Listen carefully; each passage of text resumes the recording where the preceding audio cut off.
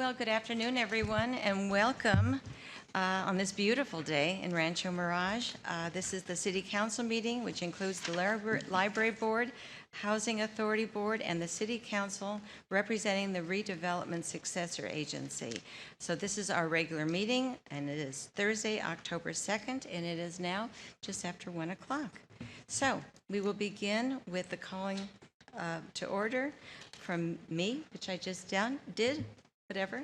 And now our flag salute, which is going to be led by Sarah Stapleton from our IT department. Ready? Begin. I pledge allegiance to the flag of the United States of America and to the republic for which it stands, one nation, under God, indivisible, with liberty and justice for all. Thank you, Sarah. Now, if Cindy will call roll. Mayor Pro Tem Hobart. Here. Councilmember Kite. Here. Councilmember Townsend. Here. Councilmember Wyo. Here. And Mayor Smotrich. Here. Okay. So moving right along, our first presentation that was going to be done by Ted, from what I understand, is not going to be taking place today, but we'll wait until next time. Yeah, Ted is here. Ted is here. Yeah. Yes. How fortunate we are. Okay, so we will continue on to other presentations, and this one is a very important one to our city, needless to say, and it is the presentation of a proclamation designating October 5 through 11 as Fire Protection Week. And let me see where I got it. So just as a little introduction before I come down in front, next week is Fire Prevention Week. And as we do with every year to help raise awareness for this important event, we are presenting a proclamation to our fire department acknowledging Fire Prevention Week. This year we are highlighting the importance of installing and maintaining a smoke detector.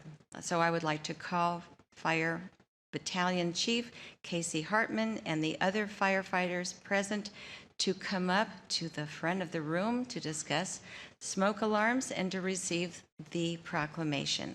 So I will meet down there with you.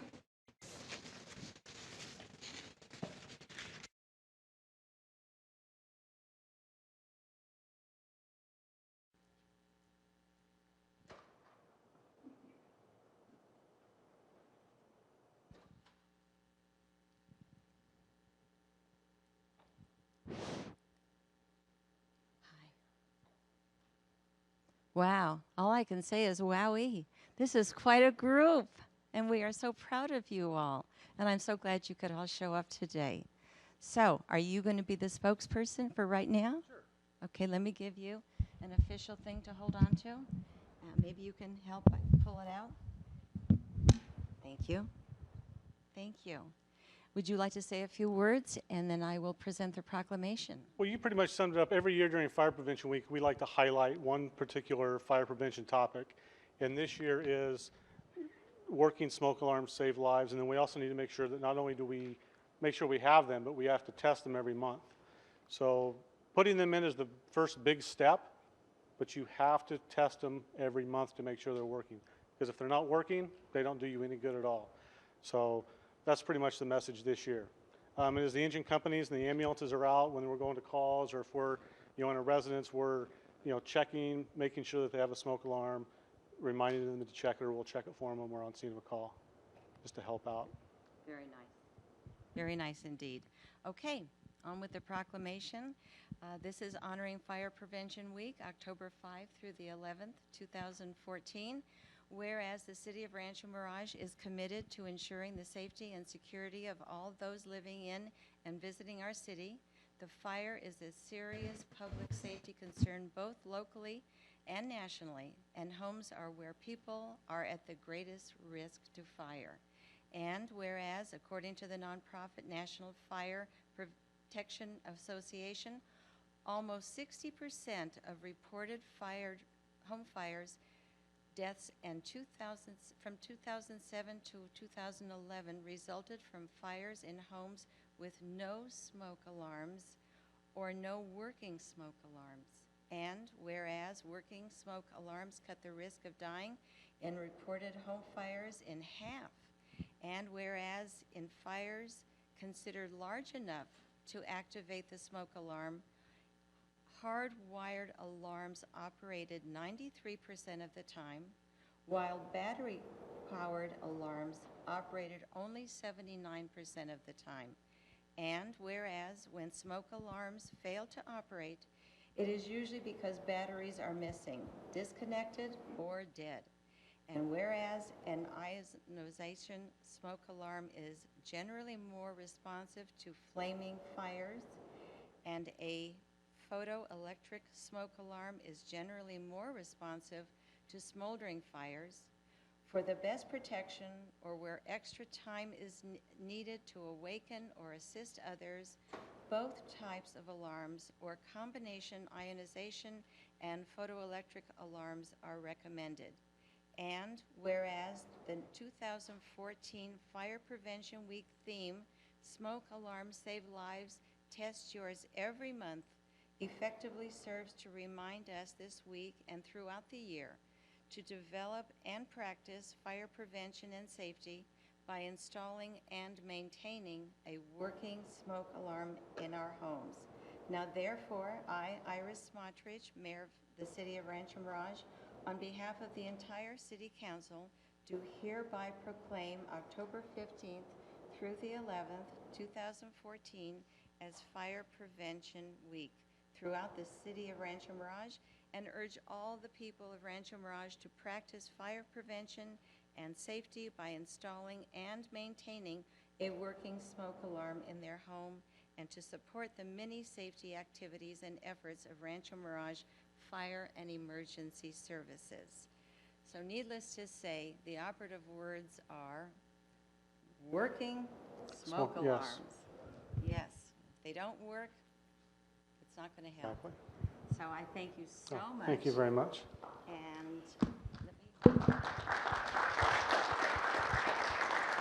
so much. It's going to take these off so it doesn't glare.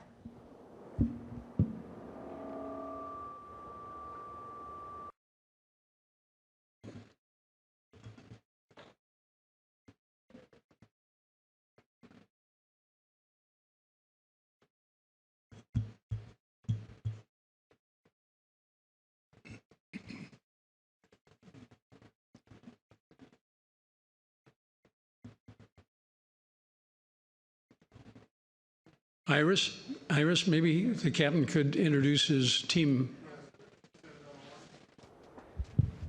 I'm Captain Jay Ringoffer from Fire Station 69 off of Gerald Ford. Engineer Robert Snow from the Station 1 here on 111. Engineer Nye, paramedic with Rancho Mirage Station 69. Firefighter Charles Essing, Station 69. Firefighter Tom McBride, paramedic, working your fire station 69, Rancho Mirage. Firefighter paramedic Kyle Party from Rancho Mirage Station 1. Firefighter Chad Ayotte, working out of Rancho Mirage Fire Station 1. Firefighter paramedic Michael Lionheart, working at Station 69, Rancho Mirage. Very nice. Thank you all so much. And let me give this to you. And if I can just take your hand. Thank you so much. Madam Mayor, maybe Casey Hartman can mention the MDA Fill-A-Boot program. Yes, this weekend at the river, we're going to be doing a MDA Fill the Boot drive for the Muscular Dystrophy Association from 11 to 3 each day, Friday, Saturday, and Sunday. If you can make your way down there, it'd be greatly appreciated. Thank you. And thank you for reminding me to bring that up.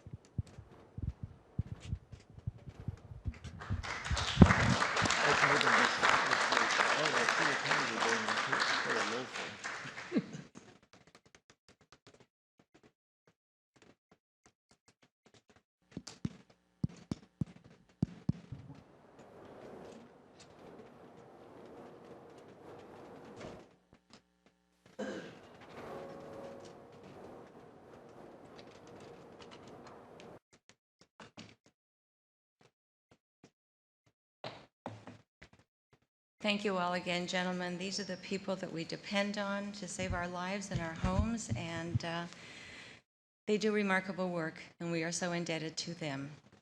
Okay, moving on to the next item. This is the introduction of the Rancho Mirage Emergency Preparedness Commission. And we have a number of people that are down here, and we would like to have them come up in just a moment. The Emergency Preparedness Commission, I know, is something that I've spoken about so often and is so important to our whole community as well as our entire Coachella Valley. Our commission consists of 15 members and 2 technical advisors who are appointed by the City Council. The commission was established in 1998 to effectively deal with the possibility of man-made or natural emergencies such as major earthquakes, floods, extended power outages, terrorism, hazardous material, and other problems. The Commission's main purpose is to prepare and train citizens and businesses to prepare for any possible emergency. It has progressed from an advisory body to an operational task force. And I must say that they have done remarkable work, and I'm anxious to have them join me down in front, and they can each say a few words and let us know the work they're doing. So I'll meet you down in front.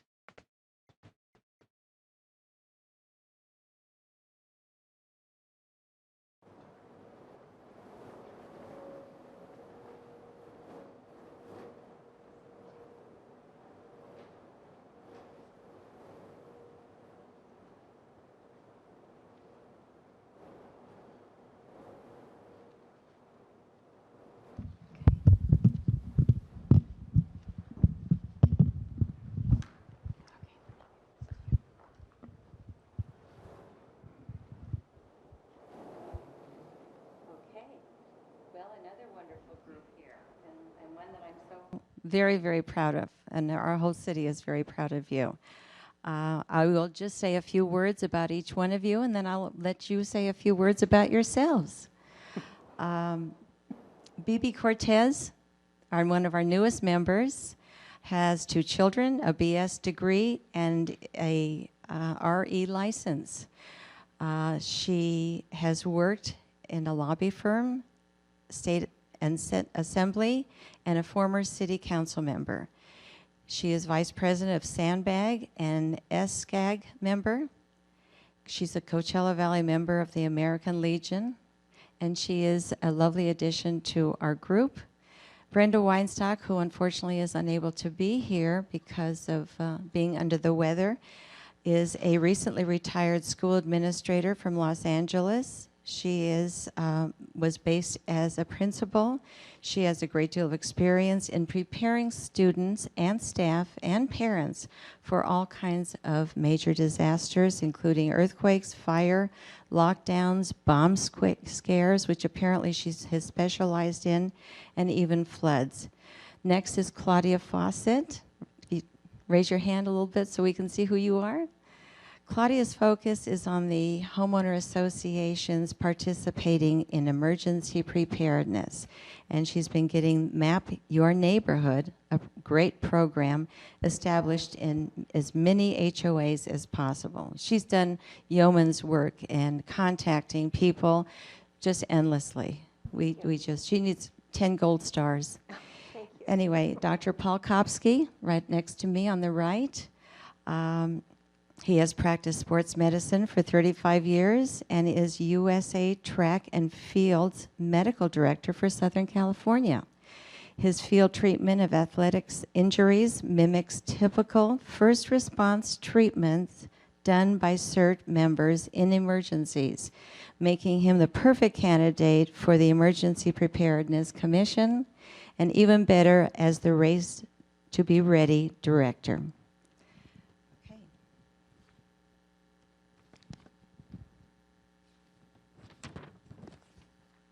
Next is Megan Lee. And Megan is married to this very nice gentleman, Paul Kopsky, and she manages her husband's business, sports practice for 35 years.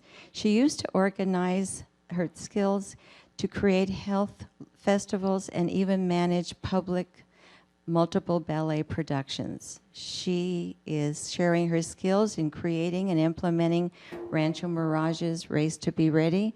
And she also has reached out, even especially to the schools and getting kids to do their drawings last year, for which we gave out awards.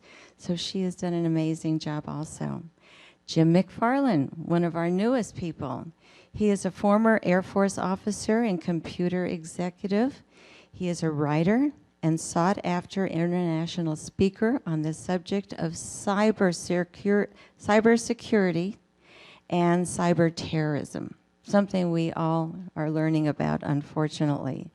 His columns appear in the Homeland Security News, and he is cybersecurity columnist for Security Week magazine.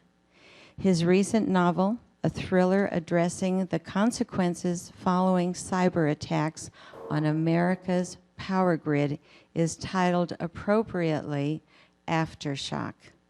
In the Emergency Preparedness Commission, Jim will focus on communications with our residents and our city and our Emergency Preparedness Commissioner partners.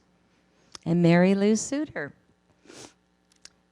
Mary Lou is a nonprofit professional who has served our area residents through organizations that assist senior citizens, people who are food insecure, and students who are the children of agricultural workers. Mary Lou lives at the Colony in Rancho Mirage, where she is vice president of the HOA and where she has re-energized their Emergency Preparedness Committee to serve the residents of the Colony, which has 220 homes.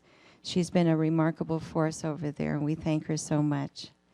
Anyway, Marcia has got the microphone. I did not introduce Marcia. I guess. Because Marcia can say a few words About myself. About herself. And but I will say a few words first, Okay. because I have known Marcia since I came to the desert. Marcia has never been in an organization where she has not been the leader. I am thoroughly convinced in that. And the finest leadership you cannot ask for. Marcia is at the helm of everything. Anybody that needs to have a job done, Marcia's the one to get it off the ground and rolling, and she will pull you into anything she can of a worthwhile nature, and she is someone we are thoroughly proud of. Oh, So thank you, Marcia. Thank you. I am just, thank you, Iris. Well, thanks to Iris, I have this position. I don't know. Sometimes I wonder how I ever said yes. But truly, it's such an important organization. We as a commission do more, I think, than any other commission in the sense of our work being so important to our residents. And so many people are unaware of the dangers of living in the Coachella Valley. So we do serve an incredibly important role. And I have to say, we're so lucky to not only have Britt as our liaison or staff person, but also Dr. Maletti. Dr. Dennis Maletti is an expert on earthquakes. He travels all over the world as an expert speaking about earthquakes, and he lives in Rancho Mirage, so he's part of our commission. Talk about an expert. Wow. We know more than we ever wanted to know, I think. Right? After last week. But we're so fortunate to have Dr. Maletti. He's traveling right now as an expert. He's asked to speak all over the world. So we're thrilled. And in a minute, I'll introduce Britt. I just want to say that this is an important commission. We are available to the City of Rancho Mirage for anyone that feels they need more information. They can contact Britt at City Hall, and one of my wonderful commissioners will go out and talk to them.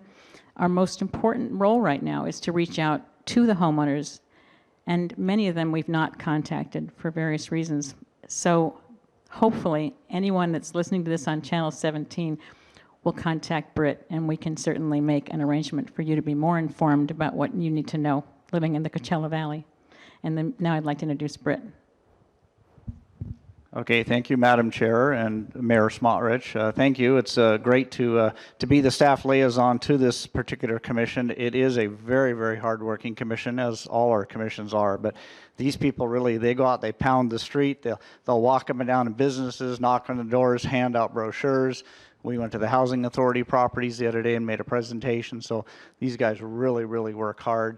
We have our signature event, the Race to Be Ready, the Emergency Preparedness Town Hall Forum. So it's great to be a liaison to such an active and important commission. Thank you. Thank you, Britt. And I would like to also mention for those people who do not get the e-blast put out by the library that there's going to be an event dedicated to children and their interests and their parents' interests. So everything will be presented on that level, from paramedics that are going to be appearing. They're even going to bring some emergency equipment in the way of either a fire engine or an ambulance. So we're really thrilled about that. It just shows how much our city is reaching out to everyone of all ages and how important safety and protection is for our entire Coachella Valley.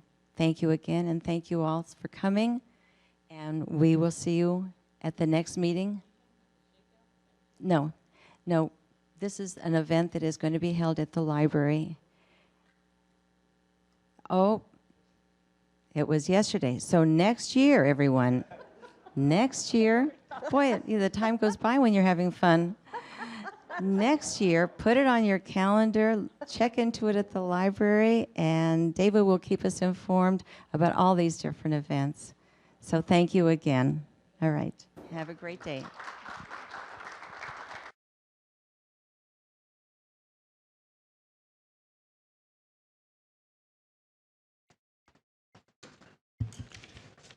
Madam Mayor, as you're making your way back up, if I could take the liberty of introducing Erin Sassy. She will be providing a legislative update for the City Council's listening pleasure. Erin Sassy is the Regional Public Affairs Manager for the Riverside County Division of the League of California Cities. Sorry, I was trying to figure out the microphone here. Thank you for having me today. I'm really happy to be here to give you this legislative update. It's the end of a two-year session. Tuesday night at midnight was the deadline for the governor to act on the 1,074 bills that made it to his desk this year.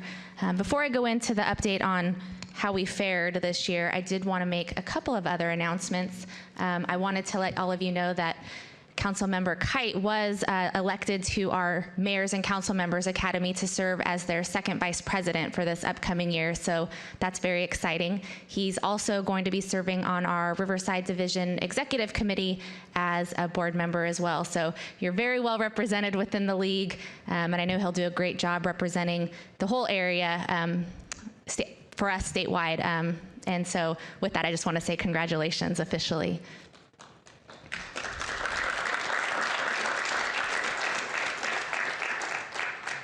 I'm not sure if any of you saw the news coverage also, but there was a decision made relating to CalPERS and the city of Stockton yesterday. We are waiting for the official ruling in writing, which we don't think we'll receive until the end of October, because we want to see what's in writing before we make our final decisions. But based on what was said in the hearing yesterday, there are definitely some potential long-term implications for the CalPERS debt. Basically, it said that a debtor can submit a plan of adjustment, and that potentially a city or a debtor could reduce their payments to employees and to CalPERS. So more information will be coming out on that once we can see what that decision says in writing. But on to our legislative update. Like I said, the governor had 1,074 bills make it to his desk this year. He vetoed his second lowest percentage since he's been in office as governor, going back both terms. He vetoed 13.3% of the bills that made it to him. The league had 33 priority bills that made it to his desk this year. Overall, the governor signed 15 of the bills that we supported. He signed 4 bills that we opposed, and he vetoed 11 bills that we supported and vetoed 3 bills that we opposed. So we fared fairly well. There are some issues that I would like to point out. On the economic development front, the governor did sign a couple of bills that we were very happy about. One is SB 628. It would create an alternative existing infrastructure finance district. They're calling it an enhanced infrastructure finance district. Basically, this would allow local agencies to develop infrastructure funded by tax increment revenue. With some additional conditions. There's already been infrastructure finance district law on the books, but it wasn't very usable, so this just makes it a little bit easier. He also signed another bill by Senator Wolk, SB 614, which would allow a local agency until January 1st of 2025 to use tax increment financing in a newly formed or reorganized district to fund infrastructure improvement projects.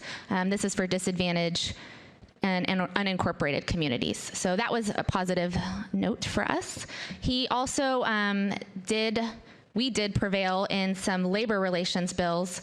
There was one bill in particular that was incredibly important that he vetoed. It was one of our hot bills. Basically, this would have allowed the collective bargaining process to provide preferential treatment, leverage and delay mechanisms to public employee organizations to determine the use of public employees and the responsibility to make good decisions to local taxpayers. The governor, in his veto message on this bill, acknowledged his prior city service, which is definitely a good thing. He referenced, but when he was the mayor of Oakland, he said that the negotiating process between labor and management seems extraordinarily robust and extensive. Along this line, he also opposed 3 league-opposed workers' compensation bills that would have just increased the costs and placed additional burdens on cities, so that's definitely a positive step for us as well. There are a couple other bills that we were disappointed with. The governor did sign a bill that would have created a costly uniform vehicle and badge requirement for local agencies providing health and public safety contracts. That was SB 556. And then he also vetoed a bill, AB 2493, which would have authorized redevelopment bond proceeds for infrastructure and housing projects for the planning stages before the dissolution of redevelopment. There were several bills that had to do with redevelopment law that he did veto, but he left the door open for some potential reworking in the future. One of the bills was incredibly important to us. It was AB 2280 by Alejo. This is a bill that we've worked on for several years. Basically, the governor vetoed it because he felt that the new legislation shouldn't be within redevelopment law. So I think next year we have an opportunity to maybe revisit the issue, but put it somewhere in a different code section. He also vetoed a couple of other redevelopment bills. One was by Senator Steinberg that would have just cleaned up the redevelopment process. That one we think the door is open for as well next year. So that's something that we'll likely work on moving forward.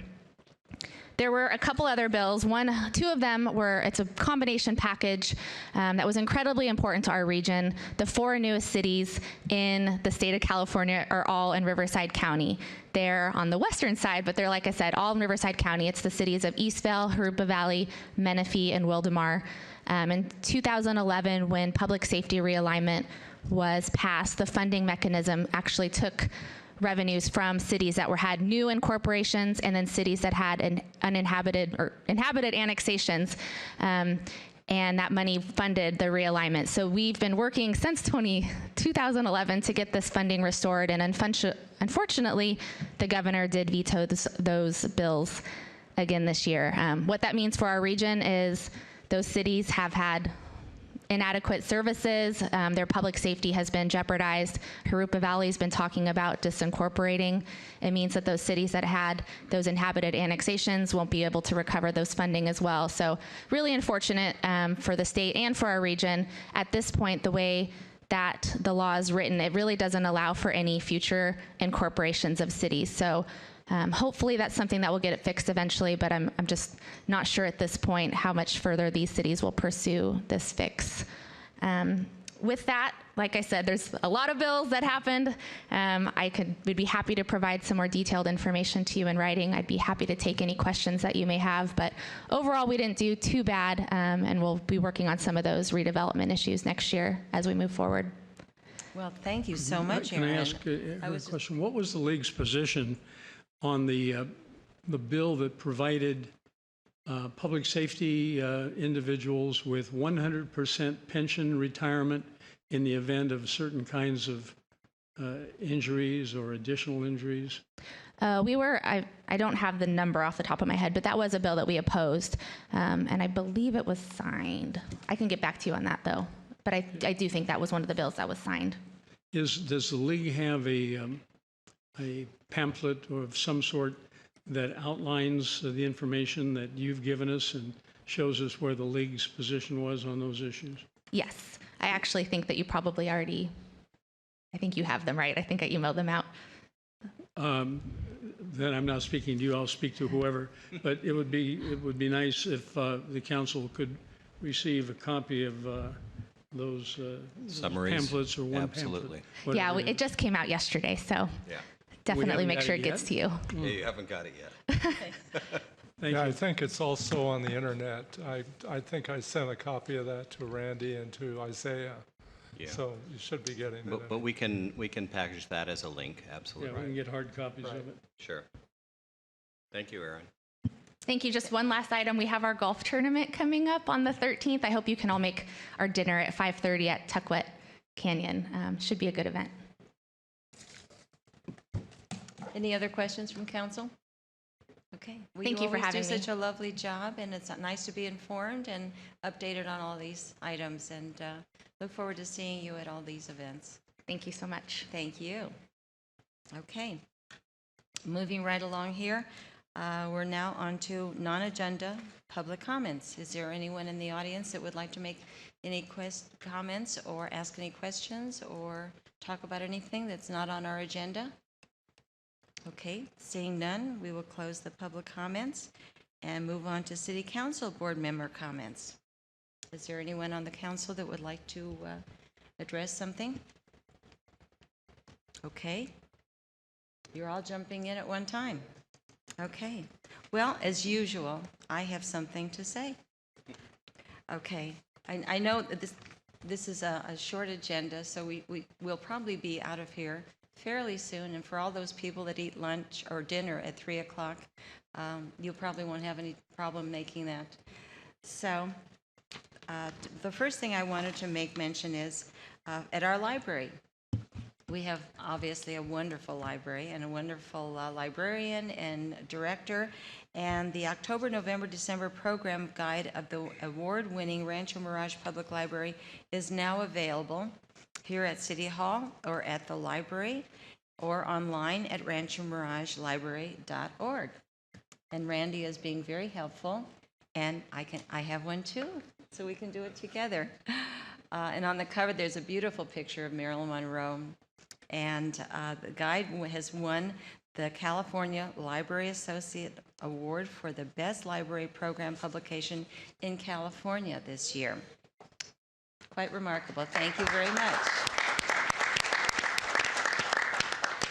This issue is full of great concerts, lectures, film screenings, even a theater event, oddly enough, called Maryland Madness and Me.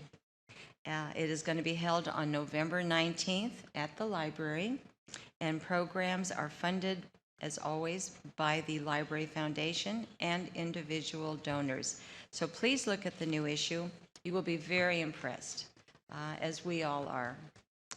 David and his staff do an incredible job bringing these programs to our library, and the Coachella Valley doesn't hesitate to show up en masse to enjoy the wonderful events. So thank you again.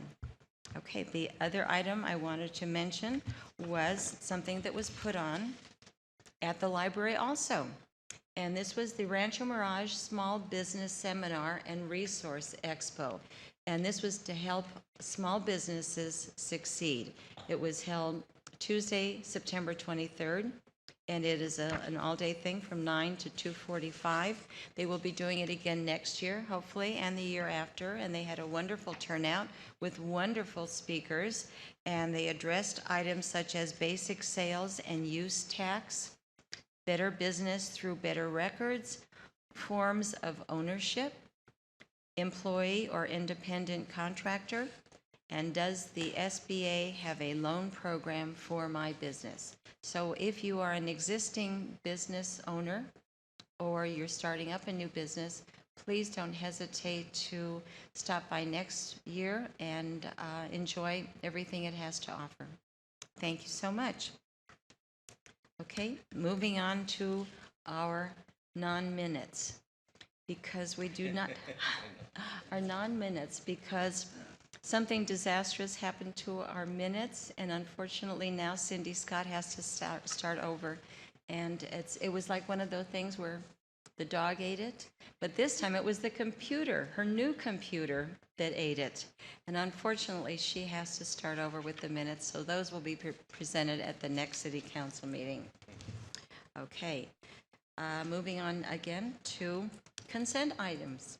And this is the consent calendar. And before we start with that, with Randy, is there anyone that wanted to pull anything? Because we only have 3 items. So number 1 is the Mobile Home Fair Practices Activity Report.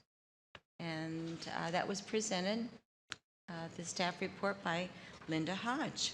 Let's go ahead, Madam Mayor, and I'll do the consent calendar for number 2 and 3, and then we'll have Linda make that presentation on number 1. Okay. I feel for Cindy, we've all been in that situation. You type up a whole document, and then it doesn't save, and you lose it. Yeah. And it's just out there, and you have to start all over. All right, so you'll see those minutes on the 16th. Great. All right, so your 2 items are your contracts and your demands, and we're here to answer any questions on consent. Okay. Second. Okay, we have a motion and a second. Please vote.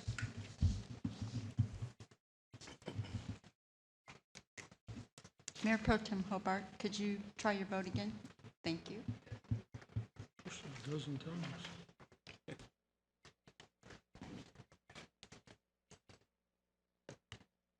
Okay. Motion carries 5-0. Thank you so much. And now going on to Linda Hodge. She is our housing specialist, and she's going to present the staff report. Thank you very much. Activity report for Rancho Mirage Mobile Home. Can you speak a little louder? Oh, I'm sorry. Activity report for Rancho Mirage Mobile Home Parks for a portion of fiscal year 2013. Oh, okay, thank you. The activity report is submitted to comply with Chapter 9.58.070F of the Rancho Mirage Municipal Code. The activity report is a semi-annual summary which informs the council of activities, rulings, actions, results of hearings, and other matters that have occurred during the identified period pertaining to all mobile home parks located in the city. This activity report covers the remainder of the last fiscal year ending June 30th, 2014. On September 18th, 2014, the activity report was presented at the Mobile Home Fair Practices Commission meeting. At this time, no commission action was required for any of the mobile home parks. The commission recommended the activity report to be received and filed by the council.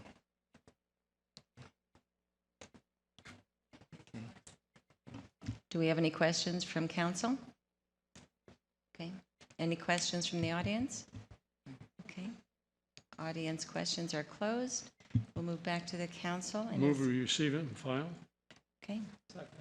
Okay, we have a motion and a second. Please vote. Okay. Motion passes 5-0. Thank you. Okay.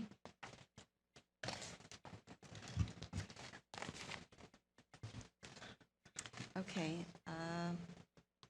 We'll move on to... Madam Mayor, so, excuse me for interrupting.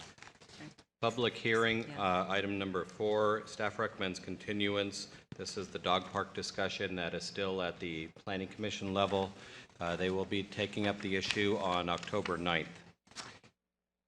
Okay, thank you, Randy. So you do need to open the hearing on this, and if anyone wants to speak on the continuance rather than the project itself, you can open the hearing and then close it. Thank you. Yes, we do have 4 people that wish to speak. First will be Haynes Schreiber. Schreiber.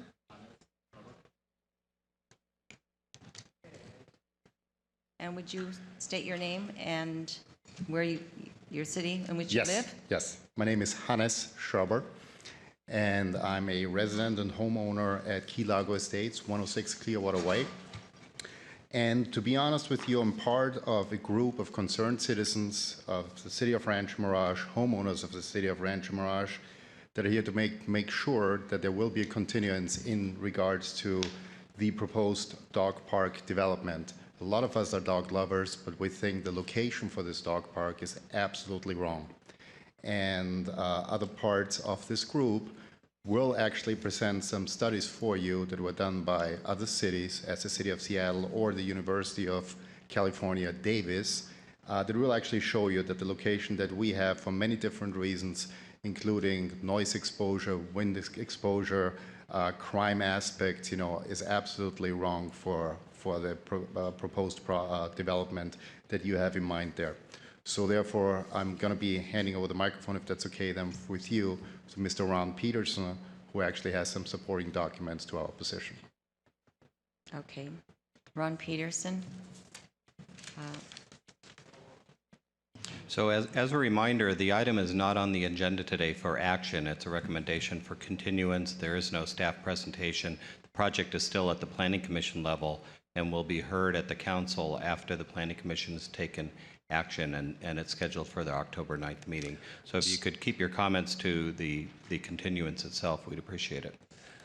Well, I guess I'm not sure I understand the question, or actually the statement, because I've presented, I guess, my thoughts in the past.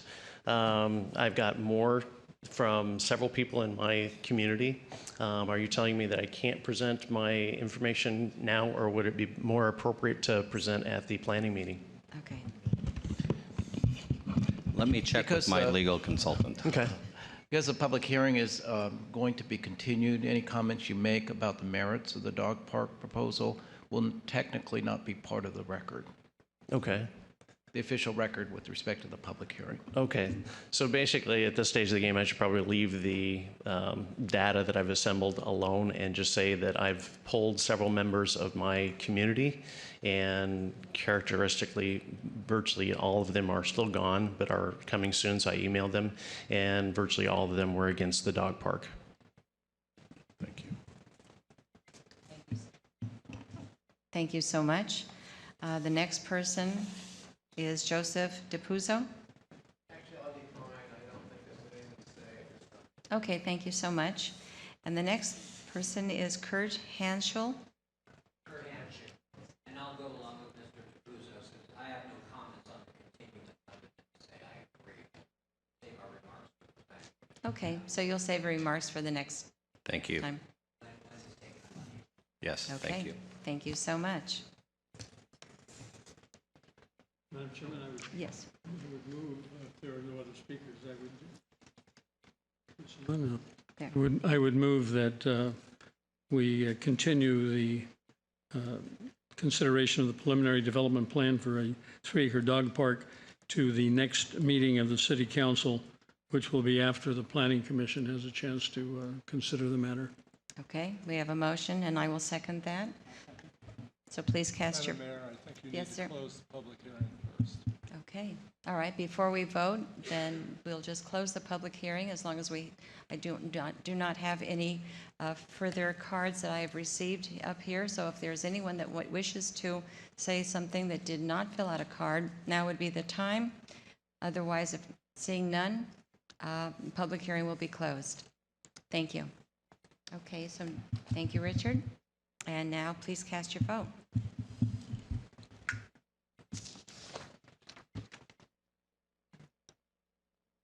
Motion carries 5-0. Thank you so much. So moving on to item number 5, and this will be handled by Bruce Harry from our Public Works Director. This is the awarding of a contract for annual heating, ventilation, and air conditioning, HVAC, maintenance services. Bruce, Thank you, Madam Mayor, members of the council. On August 11th of this year, staff released a request for proposals to solicit the best overall proposal from qualified heating, ventilating, and air conditioning contractors to perform comprehensive heating, ventilating, and air conditioning preventative maintenance and repair services for city-owned buildings, which includes the City Hall, the City Library, City Yard, City Annex, and 2 of the city's fire stations. The recommended contractor will maintain the efficiency, safety, and rated capacity of all the building HVAC systems, including the automated controls. A comprehensive HVAC maintenance services contract is an essential component of responsible facilities management. Proactive maintenance is critical to avoiding unnecessary disruptions due to the failure of the HVAC systems. This contract requires an aggressive, comprehensive preventative maintenance plan, which is designed to reduce HVAC downtime and extraordinary repair costs. It also requires emergency on-call services 24 hours a day, 7 days a week. 5 proposals were received prior to the deadline on September 10th. Staff reviewed each of the 5 proposals and found 2 of the proposals to be non-responsive for reasons that I've identified in the staff report on page 5-2. The remaining 3 proposals found to be responsive were reviewed and evaluated based on criteria outlined in the request for proposals. The evaluation criteria included review of the proposer's annual preventative maintenance and extra work costs, review of the proposer's comprehensive preventative maintenance plan, review of the proposer's qualifications and work experience, review of the proposer's ability to support and maintain the HVAC automated control system, review of the proposer's ability to provide the qualified staff necessary to perform all the requirements of the contract, and review of the proposer's references. MCOR Services Mesa Energy Systems Incorporated achieved the highest ranking by the review committee based on the aforementioned criteria. I'd like to mention some additional information that I did not include in my staff report that I think might be helpful to the council. The overall cost of the city for an HVAC contract is broken down into 2 components, the preventative maintenance side and the extraordinary maintenance. So the work that is done on the monthly service, which they do on a monthly basis, and then any extraordinary, which would be replacement of equipment and things like that. After review of the last 3 years' maintenance expenses, the annual extraordinary maintenance costs have equated to nearly 3 times the cost of the annual maintenance fee. So that's an important fact to remember here. The extra work accounts for 3 times more than the annual fee that we pay just for preventative maintenance. With that said, staff placed extra weight on the proposer's extra work markup rates on materials and labor costs, which the proposers itemized in their bid proposals.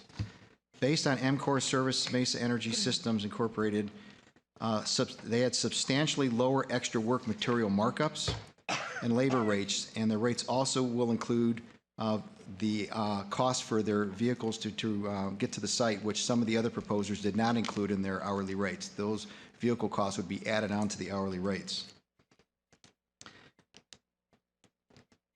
Adequate funding for this contract is currently allocated in this fiscal year's budget.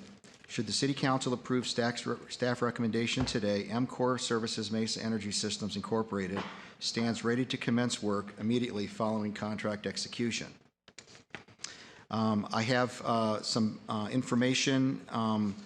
The contractor is actually in the audience today, the low bidder. He requested if he could be here, and I said he could. And if there's any questions of me or the contractor, we're happy to answer them. That concludes my staff report. Thank you. Thank you so much, Bruce. Okay.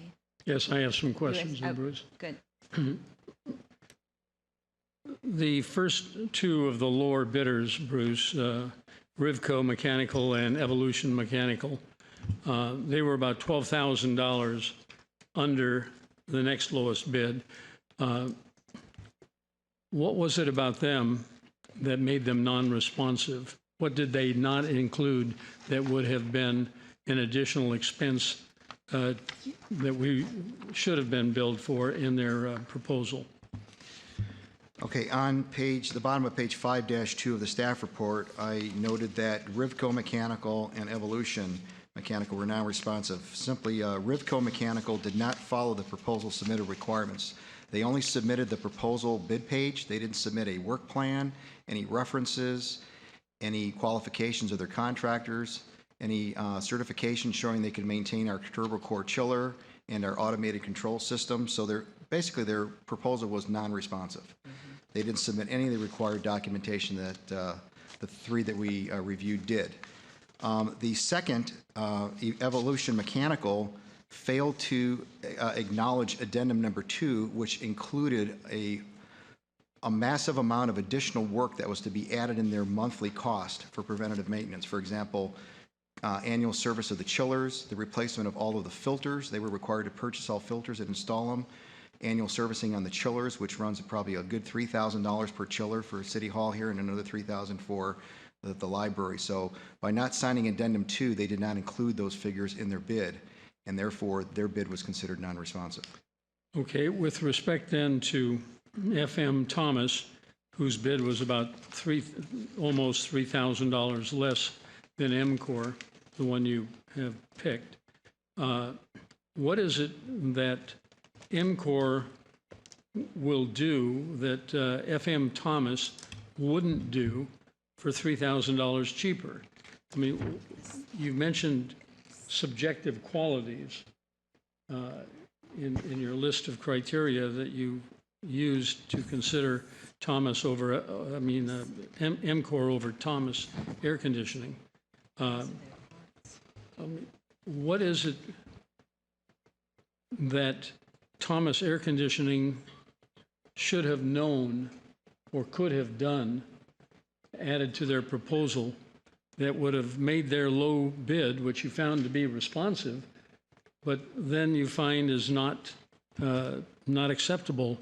What is it they should have done or could have done to get an award that normally they should be entitled to get because they're the low bidder? Yeah, like I was trying to mention on this added information I gave the council today, the maintenance contract is basically 2 components. You have a fixed component, which is preventative maintenance, which is what you see here in their bid. This is on fixed work that they do on a monthly basis. They know what the services are, and they bid so much money to do that work. The second component is extra work, where they run into things, for example, a pump goes out, a fan coil doesn't work. You have chiller problems with the automation system. You have to replace components of the HVAC system. Those are things that you can't put in your preventative maintenance contract because you don't know when they're going to occur, and you don't know what the cost would be to do the work until they survey the situation, and then they give you a proposal. Well, since this is a 1-year contract, what do you think isn't going to last 1 year? Well, we're averaging, like I mentioned, it can be optioned to 4 more. And we're averaging $103,000 a year in extraordinary maintenance. And the preventative maintenance contract is about $47,000 of that. So as you can see, if you look at the total cost picture of the preventative plus the extraordinary, the buildings are getting older, so we expect that cost to be relatively the same, or if not more. And another component of the bidding was a markup percentage on parts and equipment and also labor. And FM Thomas had the highest markup of all bidders on all those parts. They were marking up parts 100%. MCOR, on the other hand, had some of the lowest percentage markups. So we're seeing a lot of the cost that's driving our HVAC costs up on the extraordinary maintenance. And this contractor, FM Thomas, that we currently have, has been averaging around $103,000 a year in extra work. I don't know how much of that could have been prevented with better preventative maintenance, but we feel that based on the overall criteria that we looked at, both the monthly and the extraordinary maintenance, MCOR Services is going to be a cheaper contract for us annually. How long have we had MCOR? We haven't had MCOR. MCOR is you said, I must have misunderstood you. FM Thomas, they've been here for 8 years, and we've not done an RFP for 8 years. And currently they're working on a month-to-month with us. Okay, thank you. You're welcome. In the case of Rivco and Evolution Mechanical, whose bids obviously are incomplete, they're $14,000 less, obviously, than the bid that was selected. In the case where their bid is inadequate or incomplete, Are they notified as to the reason for the deficiency and then requested to fill that void in order to come back up? No, the way the RFPs are done, and that wouldn't be fair to the other proposers who now all the numbers are known by everybody. Everybody knows everybody's numbers. So these are almost like these are sealed proposals when they come in. We review them. We don't give bidders typically an opportunity to get back in compliance with what they should have done in the first place. If we were to do that, we're going to have a hard time getting people to even want to propose on our projects in the future, because we're always going to give somebody else basically a second chance to get their proposal to where they may get the contract. The Rivco proposal, I have never seen a proposal so incomplete in all the years I've been here on RFPs. They basically filled out the bid sheet and turned it in. No references, I mean, there was nothing to review their proposal by other than price. The Evolution Mechanical, they're certainly low because they didn't acknowledge Addendum 2, which added a tremendous cost to the monthly service fee. So obviously their proposal is low. But we need to continue with the way that we review proposals and bids, where they have to be completed when they're submitted on a particular date and time, and then we review them from there based on their completeness. So I wouldn't ever recommend that we give people second chances, especially when numbers can be gotten out and everyone knows their pricing, and then that's not fair to the other proposers. Yeah, well, my question was based on non-disclosure. Obviously, it wouldn't be appropriate if the numbers were known and published and the bids were recognized. It would only be if you recognized a bid came in before all of them were opened, and you said, you know, I see that you're missing A, B, and C. Do you want to complete the process? That's more my thought. Yeah. That who's to say that they may not have been able to fulfill it? Well, that also tells me how responsible the contractor is. Do I really want him dealing with my systems if he's forgetful on putting his own proposal together, which is part of his business. These guys put these together all the time to get work. And it was pretty straightforward. 3 of the 5 got it perfectly correct. So. Good, thank you. Richard, you. Yeah, go ahead. Okay, just to follow up, Bruce, you're indicating that if there are problems during the coming year where material will have to be replaced or additional material purchased, that Thomas Air Conditioning charges more, has a higher rate for those kinds of items. Correct. Are you saying that if MCOR had been the company that, instead of Thomas Air, that MCOR had been our company over the last year, that our cost would have been cheaper, would have been lesser, if MCOR had been there, because they charge less for the various items that had to be replaced or work that had to be done? Yes, if MCOR was doing the contract based on these markups for extra work, the prices would have come in cheaper than FM Thomas. We would have saved about how much money? We would have saved about $35,000, I figured. Okay. When I look at the percentages. Okay. It's not a whole lot of money, but certainly... 35,000 here, 35,000 there. Yeah. Wait, pretty soon you got enough to take a trip to Lake Arrowhead. All right, any other questions? Okay.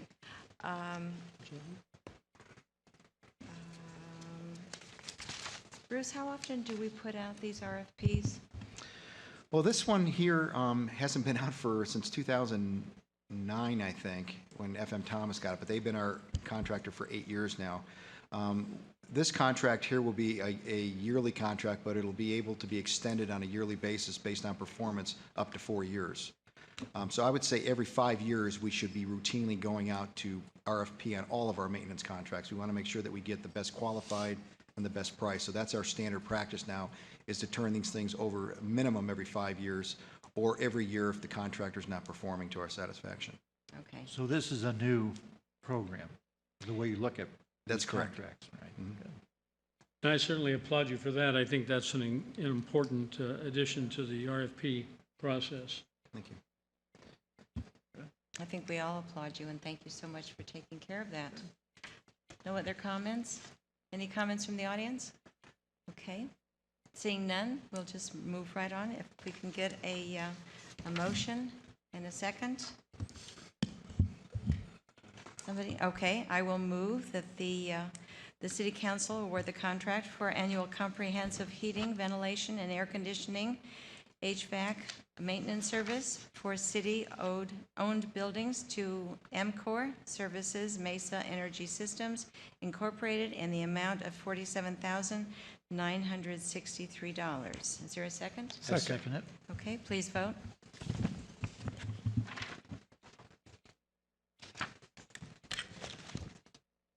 Okay, motion passes 5-0. Thank you. And now moving on to item number 6, and this is also something from Bruce Harry from our Public Works Department, and this is the awarding of contracts for annual citywide landscape maintenance services. Bruce, will you take it? Thank you, please? Madam Mayor, members of the council. This is the third of our, the last of our 3 RFPs that we have gone out to. We did one last meeting, which was on our janitorial, and today we're doing the HVAC and the landscaping. On August 20th, staff released a request for proposals to solicit qualified landscape maintenance contractors to perform landscape maintenance and irrigation repair services for city-owned facilities, which include the City Hall, City Library, City Yard, City Annex, City Parks, the 2 fire stations, the citywide street median islands, that's all the medians on our streets, city-maintained parkways along Highway 111, and the 5 special landscape benefit maintenance districts that we have in our landscaping lighting district program. The proposers were asked to provide monthly maintenance costs and staff allocations for 3 maintenance areas identified as areas A, B, and C. Area A includes the street medians. Area B includes the city's parks, city-owned miscellaneous parcels and parkways, and Area C includes all city-owned buildings and the 4 special benefit zones. A proactive landscape maintenance services contract is essential in providing the lush and efficient landscaping our residents expect. 4 proposals were received prior to the September 16th deadline. Staff reviewed the proposals and found all proposals to be responsive. Staff evaluated the proposals based on criteria identified in the RFP, which I've discussed further on page 6.2 of the staff report. After review by the evaluation committee, it was determined that all the proposers were well qualified to perform the contract services, and cost would be the final determining factor for making a staff recommendation. Staff reviewed the proposers' staff allocations and cost proposals for each of the 3 areas and found them to be competitive. Adequate funds are budgeted in this fiscal year's budget to fund all these 3 contract areas. Therefore, staff is recommending that areas A and B be awarded to the lowest responsive and responsible proposer, Conserve Land Care Incorporated, and Area C be awarded to the lowest responsive and responsible proposer, Kirkpatrick Landscaping Services Incorporated. This concludes my staff report, and I'm available to answer any council questions. Thank you. Thank you, Bruce. Okay, any questions from the council? Richard? Madam Mayor, Bruce, you and I talked a little bit about the awarding of these contracts and if it would be worthwhile to try and utilize Conserve on all 3 of the areas and ask them to bring down their price. You want to comment on that and why you think it's better to do it this way? Yeah, we tried years ago to have one contractor do our entire city, and that was before our city has grown. And it was very difficult for them to provide the manpower throughout the year because we're dealing with the agricultural industry out here where the laborers tend to go where who pays the highest dollar. And in the landscape maintenance business, it's not a very highly paid trade. They make anywhere from $8 to $12 an hour. So if they're getting more money to go down and work in the agricultural industry, they'll leave. So they have a very difficult time maintaining manpower during certain times of the season. So we felt that it was always best to have a second contractor here so we didn't spread one contractor so thin on his manpower. And we found that we have done this since. We have 2 contractors now. Conserve maintains one of our big areas of the city, and the other big area of the city is maintained by Mariposa Landscape, which also proposed on this project, but their prices were a little higher, as you can see. But it's worked out very well for us, and it does these are very lucrative contracts for these contractors, and they have no problem in taking care of these areas the way we have them split up right now. Okay. Thank you. Thank you. Dana?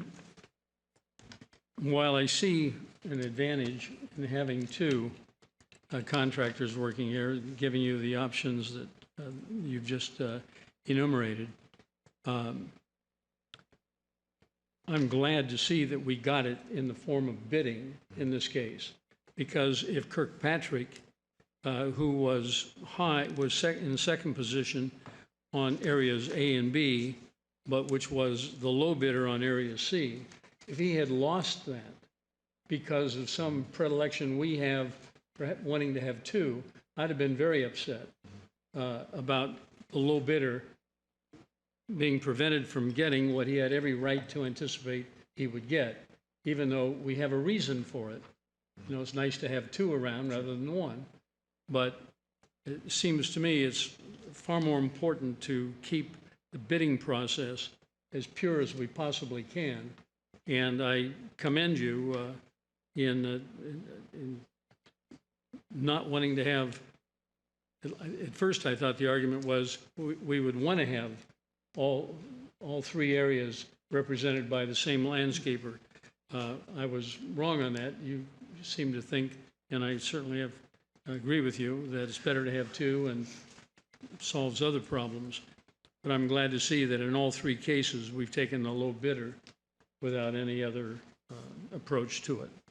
And I commend you again for that. Any other comments? Okay. And I commend you also. It's always good to know that we are trying to be as economically feasible as possible. So, having said that, All right, I'll make a motion. The Audience? are there any members of the audience who would like to speak on this item? Seeing none, we'll close the audience comments and move to a vote and a motion. I'll make a motion the City Council award contracts for landscape maintenance services for citywide medians, parks, parkways, city buildings, grounds, and special benefit zones to Conserve Land Care, Inc., Area A, for $168,000, Conserve Land Care, Inc., Area B, for $122,400, and to Kirkpatrick Landscaping Services, Inc., Area C, for $79,980. Okay, we have a motion and a second. Please vote.